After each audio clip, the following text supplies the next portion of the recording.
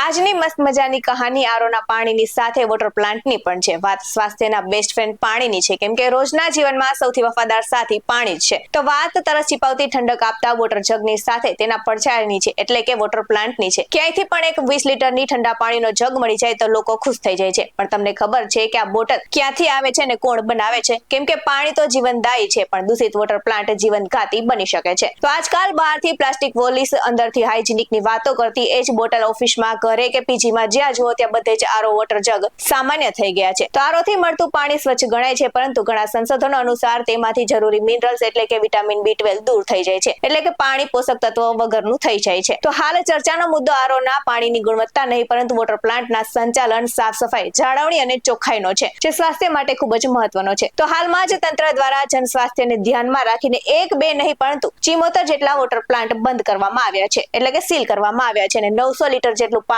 ઢોળી નાખવામાં આવ્યું છે, કારણ કે તે પાણી પીવા લાયક ન હતું. તો સ્વાસ્થ્ય સંબંધિત સંસ્થાઓના રિપોર્ટ્સ અનુસાર ગંદકી, પ્યુરિફિકેશનમાં બેદરકારી અને ઓછું ક્લોરીન લેવલ મળી આવ્યું છે. તો મોટા ભાગના પ્લાન્ટ 20 લીટરની બોટલ સપ્લાય કરતા હોય છે, જે ઓફિસ, હોસ્ટેલ અને ઘરોમાં વપરાય છે, જેથી સંશોધનકારોએ નાગરિકોને સાવચેત રાખવા અપીલ કરી છે. અને ઘણા સંશોધનકારોનું તો એવું પણ કહેવું છે કે બોર કે નળમાંથી આવતું રેગ્યુલર પાણી સારું હોય છે, તેને ઘરે જ ઉકાળી લો, તેમાં ફટકડી ફેરવી દેવાથી આ પાણી પીવા યોગ્ય બની જાય છે. અને આથી ડોક્ટરો અને નિષ્ણાતો બંને તો ઘરનું પાણી પીવાની જ સલાહ આપે છે. જોકે સતત દોડતી જિંદગીમાં માણસ માટે પૂરતું પાણી સાથે લાવવું મુશ્કેલ બને છે, ત્યારે બજારમાં મળતા આવા પાણીની યોગ્ય રીતે તપાસ કરી ચેકિંગ સાથે એજન્સી કરે તે જ સલાહ ભર્યું રહે છે.